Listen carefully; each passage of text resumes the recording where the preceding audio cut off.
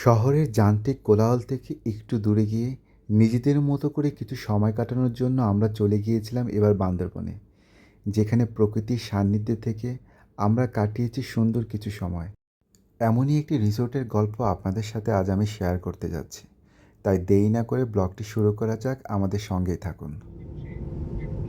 শুরুতেই জেনে নেওয়া যাক আমরা ঢাকা থেকে বান্দরবন যাওয়ার জন্য কোন গাড়ির টিকিট কেটেছিলাম। ঢাকা থেকে বান্দরবন যাওয়ার জন্য আমরা দুদিন আগে আমরা এই টিকিটটি কেটে নিয়েছিলাম, যেন যাওয়ার আগে আমাদের কোনো ভোগান্তির শিকার না হতে হয়। আমরা টিকিট কেটেছিলাম দোয়েল এক্সপ্রেসে স্লিপার কোচ, যেখানে আমাদের ভাড়া পড়েছিল জনপ্রতি 1800 টাকা করে। ঢাকার আরামবাগ থেকে আমাদের যাত্রা শুরু হয়েছিল আলহামদুলিল্লাহ। যাত্রার 2 ঘন্টা পর আমরা কুমিল্লার মাঝখানে নূরমহলে আমাদের যাত্রা বিরতি দিয়েছিল। সেইখানে আমরা যাত্রা বিরতিতে কিছুটা হালকা নাস্তা করে নিয়েছিলাম।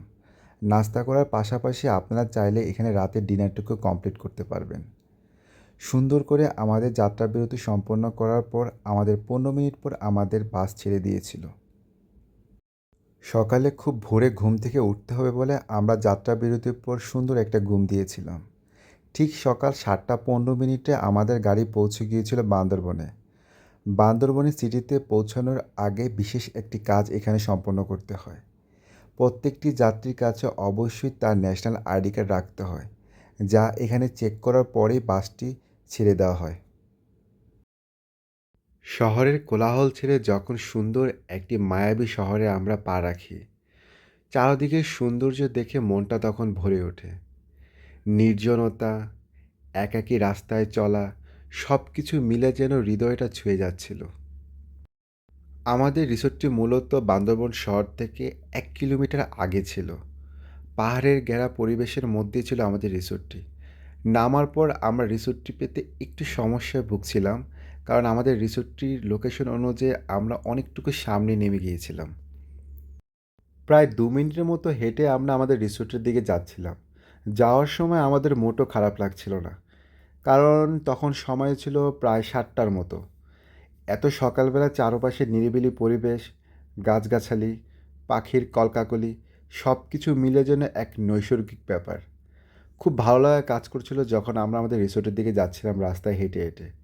মাঝে মাঝে গাড়ি যাচ্ছিল, মনে হচ্ছিল যেন এক অন্যরকম স্বর্গের মাঝে আমরা হারিয়ে যাচ্ছিলাম। কিছুটা সময় হাঁটার পর আমরা খুঁজে পেয়েছিলাম আমাদের কাঙ্ক্ষিত রিসোর্ট। আমাদের রিসোর্টের নাম ছিল গিরিরাজ রিসোর্ট। রিসোর্টটি মূলত একটি পাহাড়ের উপরে ছিল। তো এই বিষয়টি ছিল আমাদের জন্য সবচেয়ে আকর্ষণীয়, কারণ সচরাচর বেশিরভাগ রিসোর্ট থাকে হচ্ছে আপনার রাস্তার পাশে, কিন্তু বান্দরবন যাওয়ার পর যদি রিসোর্ট থাকে পাহাড়ের উপর, তাহলে মনে হবে সত্যিকারে আমি বান্দরবন চলে এসেছি। আর সেই অনুভূতিটি নেওয়ার জন্য আমরা ঠিক করেছিলাম এই রিসোর্টটি। যদি কারো পাহাড়ে ওঠা নিয়ে কোনো সমস্যা না থাকে, তাহলে অনায়াসে বেছে নিতে পারেন এই রিসোর্টটি। আর যদি কারো পাহাড়ে ওঠা নিয়ে সমস্যা থাকে, বা পাহাড়ের উপরে কীভাবে থাকবেন, কী কী খাবার খাবেন, তা নিয়ে একটু নাকছিটখানো থাকে, তাহলে আমি মনে করব এই রিসোর্টটি আপনাদের চয়েসে না রাখার জন্যই। কারণ অনেকটা সরু পথ না এই রিসোর্টে ওঠার সময়, একটু পাহাড়ের উপর তো কিছুটা পথ অতিক্রম করার জন্য আপনার একটু এনার্জি ক্ষয় হবে। তো এইটুকু মেনে আপনাকে অবশ্যই এই রিসোর্টটি চয়েস করতে হবে। তো আমরা উঠতে উঠতে অনেকটুকু পথ যখন উপরে উঠতেছিলাম, তো আশেপাশের ভিউ আছে যেগুলো, সেগুলো আমরা এনজয় করছিলাম। আমার সাথে আমার ওয়াইফ ছিল। তো সে একটু পরপরই বলছিল যে আর কতক্ষণ, আর কতটুকু উপরে উঠতে হবে। তাই আমি বললাম যে, "একটু কষ্ট করো, কারণ উপরে ওঠার পর যে সুন্দর একটা ভিউ তুমি দেখতে পাবে, তা তোমাকে এই কষ্টটা ভোলার জন্য সহায়তা করবে।" তো কিছুটা উপরে ওঠার পরে আবার মাটির উপরে কিছু ছোট ছোট সিঁড়ির মতো রেখেছে, যেন কেউ না পড়ে যায়, বা হয়তোবা বৃষ্টির সময় যেন রাস্তা যখন খারাপ হয়ে যাবে, তখন সহজেই যেন মানুষ উপরে উঠতে পারে।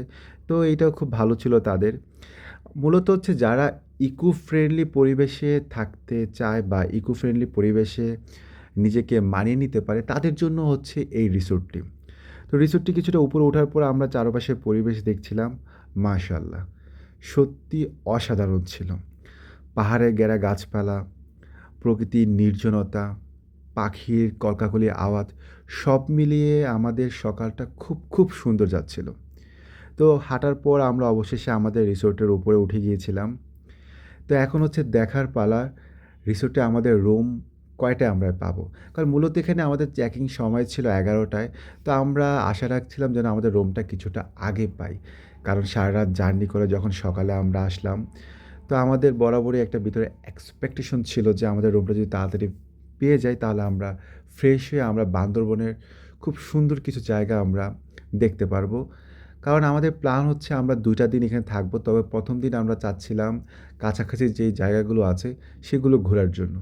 তো দেখা যাক কি হয় আমাদের সাথে, আমাদের সঙ্গেই থাকুন। আর রিসোর্টের চারপাশের পরিবেশটা আমাদের সাথে এনজয় করতে থাকুন।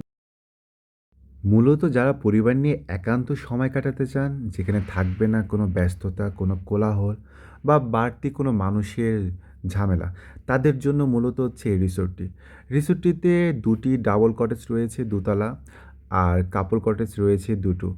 এটা হচ্ছে আমাদের সবচেয়ে ভালো লাগার বিষয় যে ছিল যেটা এই রিসোর্টটা চয়েস করার ক্ষেত্রে যে খুব কম সংখ্যক মানুষের অবস্থান থাকবে, আমরা নিজেদের মতো করে সময় এখানে যেন অতিবাহিত করতে পারি। তো পাহাড়ে ওঠার পর চারপাশের পরিবেশ দেখে তো আমাদের মন একদম শান্ত হয়ে গিয়েছিল। এত সুন্দর একটা নির্মল বাতাস সত্যি অনেকটা দিন পর আমরা পেলাম। তো রিসেপশন এরিয়াতে আসার পরে আমাদের যে টুকটাক যাবতীয় ছোটোখাটো যে কাজগুলো ছিল রিসেপশনে, নাম এন্ট্রি করা, ঠিকানা দেওয়া, ন্যাশনাল আইডি কার্ড দেওয়া, তো আমরা সেই কাজগুলো করে নিচ্ছিলাম প্রাথমিক ধাপে। তো এটা করার পর আমরা আমাদের রুম সম্পর্কে জিজ্ঞেস করছিলাম যে আমাদের রুমটা কখন পেতে পারি। তো আমাদের জানানো হলো আপনাদের ভাগ্য আসলে অনেক ভালো। কারণ হচ্ছে রোমের যে গেস্ট ছিল তারা ঘোরার জন্য ব্রেকফাস্ট করে রুমটা লিভ নিয়ে নিয়েছে। তো আমরা খুব সহজেই আমাদের রুমটা ১১টার আগেই আমরা পেয়ে গিয়েছিলাম। তো আমাদের রুমটা ছিল পাহাড় থেকে একটু নিচের দিকে, সামনে পাহাড়ের একটা টিলা ছিল। তো এই জিনিসটা আমাদের খুব আনন্দ দিচ্ছিল যে না, যেরকম ইকো ফ্রেন্ডলি একটা ভাইবস আমরা থাকতে চেয়েছিলাম তার সম্পূর্ণ ভাইবসটা আমরা এখানে পাচ্ছিলাম। উপরের যে দোতলা কটেজগুলো ছিল সেগুলো মূলত মাটির সাথে মাচাং ছিল বাঁশের। কিন্তু আমাদের কটেজটা ছিল মূলত একদমই মাটির। তো রুমের দরজা খোলার পর যখন রুমে প্রবেশ করলাম, রুমের ইন্টেরিয়র ডেকোরেশন দেখে আমরা সত্যিই খুব আনন্দিত। কারণ মাটির ঘরে থাকা আসলে এর আগে কখনো হয়নি।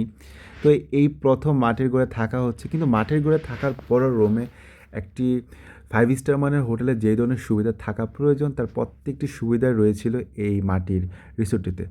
সবচেয়ে আকর্ষণীয় ছিল এর ব্যালকনিটা, যেখান থেকে সামনে পাহাড়ের খোলা অংশ বা গাছগাছালির যে একটা ফ্রেশ অক্সিজেন তা আমরা পাচ্ছিলাম। তো আমরা বারান্দাটা দেখে প্ল্যান করে ফেলছিলাম যে বিকালের দিকে আমরা অবশ্যই এখানে বসে চা খাবো। তো রুমের ভিতর যেই ধরনের ফ্যাসিলিটিসগুলো ছিল সেগুলো হচ্ছে টিভি, এসি, চা বানানোর ব্যবস্থা, মিনারেল ওয়াটার, হাই কমোড সব কিছু ছিল, এবং কি যারা ঠান্ডা বা গরম পানি নিয়ে সমস্যা তাদের জন্য গিজারের ব্যবস্থাও ছিল। তো রুমে আমরা চেক ইন দেওয়ার পর আমরা চলে গিয়েছিলাম আমাদের লাঞ্চ কমপ্লিট করার জন্য, কারণ আমরা খুবই ক্ষুধার্ত ছিলাম। তো এর আগে একটি কথা না বললেই নয়, সেটি হচ্ছে আপনারা যখন এখানে লাঞ্চ বা ডিনার কমপ্লিট করবেন তাদেরকে ১ ঘন্টা আগে জানাবেন যেন তারা আপনাদেরকে ফ্রেশ খাবারটুকু সার্ভ করতে পারে। তা আমাদের লাঞ্চে ছিল হচ্ছে মুরগির মাংস, সাদা ভাত, ডাল, করলা ফ্রাই, যেটি আমাদের কাছে সবচেয়ে পছন্দের ছিল। দুপুরের খাবার-দাবার শেষ করে রুমে আসতে প্রায় বিকেল হয়ে আসলো। তো আমাদের ছোট্ট একটি পরিকল্পনা ছিল বিকালের চাটা যেন আমরা বারান্দায় বসে একসাথে খেতে পারি। তা আলহামদুলিল্লাহ আমরা আমাদের সেই ছোট্ট একটি স্বপ্ন পূরণ করতে পেরেছি। যখন আমরা চাটা খাচ্ছিলাম বিকালের চারপাশে এত সুন্দর একটি নিরিবিলি পরিবেশ, তা সত্যিই এক বিমোহিত করার মতো। তো আমাদের চা কমপ্লিট করার পর কিছুটা রেস্ট নিয়ে আমরা চলে গিয়েছিলাম আমাদের রিসোর্টের সামনের অংশটুকু ঘুরে দেখার জন্য। যাওয়ার পর এখানে দেখলাম যে রৌদ্র অনেকটা নেই বললেই চলে। পাহাড়ের শান্তিপূর্ণ একটি যে আবহাওয়া, সেটি আমরা এখানে উপভোগ করতে পেরেছিলাম। চারপাশে নির্মল একটি পরিবেশ, গাছের মধ্যে আম ছিল, বিভিন্ন রকমের ফুল। ওই দিক দিয়ে সূর্য বলা যেতে পারে একদম অস্ত যাওয়ার মতো একটি অবস্থা। তো একটি সোনালি আভা যা ছড়িয়ে দিচ্ছিল পাহাড়ের উপর, দেখে মনটা একদম ভরে যাওয়ার মতো ছিল। সুন্দর একটি দিন পার করার পর দেখতে সন্ধ্যা নেমে আসলো। সন্ধ্যা হওয়ার সাথে রিসোর্টে সুন্দর কিছু লাইট জ্বালিয়ে দেওয়া হলো। লাইটের আলোগুলো দেখে মনে হচ্ছে রিসোর্টে পূর্ণিমা রাতে চাঁদের আলো। পাহাড়ের চারপাশে নীরবতা, ঝিঁঝি পোকার শব্দ সব কিছু মিলিয়ে যেন একটা অন্যরকম পরিবেশ। একান্ত কিছু সময় পার করার জন্য পাহাড়ের এই নীরবতা আপনাকে খুব ভালো একটি সময় দিবে। জীবনের কিছু সুন্দর মুহূর্ত পার করার জন্য জীবনে একবার নয়, বারবার পাহাড়ে যাওয়া উচিত। পাহাড়ে ঘুরতে ঘুরতে আমরা ঠিক করে ফেলছিলাম রাতের খাবারে কী খাবো, কারণ এইখানে 1 ঘন্টা আগে থেকে জানাতে হয় আপনি কোন খাবারটি খাবেন। আমরা রাতের খাবারে মেনুতে রেখেছিলাম সাদা ভাত, ঢ্যাঁড়স ভাজি ও ব্যাম্বু চিকেন। এখানের ব্যাম্বু চিকেনটা ছিল সত্যি খুব মজার। মূলত আমরা 9টার মধ্যে আমাদের ডিনার কমপ্লিট করে ফেলেছিলাম। খাবারের স্বাদ ও মানের দিক থেকে সত্যিই খুব ভালো ছিল। পাহাড়ি মুরগিটা ছিল একদম বেস্ট।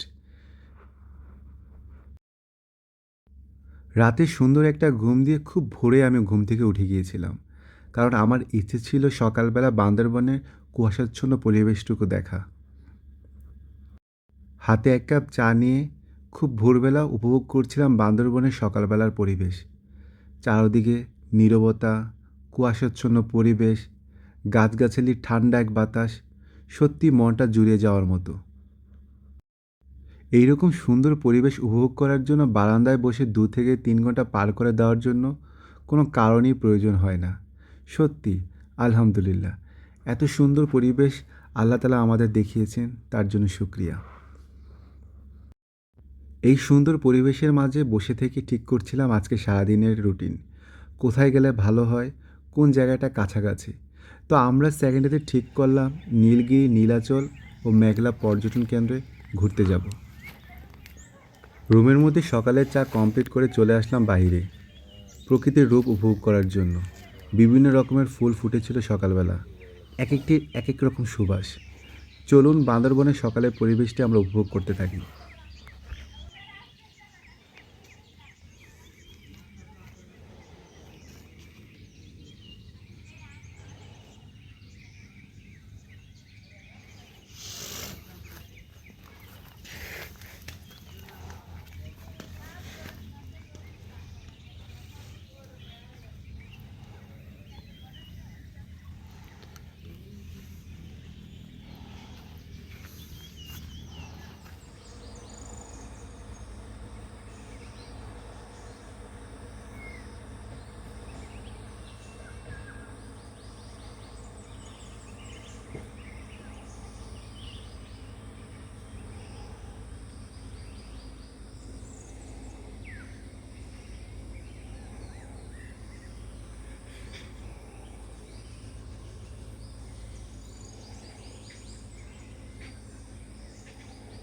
প্রকৃতির এই সৌন্দর্য উপভোগ করতে করতে আমাদের সকালের নাস্তার সময় চলে আসলো।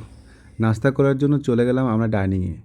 গিয়ে দেখি আমাদের জন্য রাখা ছিল বুফে ব্রেকফাস্ট নয় হয়তোবা, কিন্তু কমপ্লিমেন্টারি ব্রেকফাস্ট ছিল। ব্রেকফাস্টে ছিল পরোটা, ভাজি, ডিম ও সাথে চা।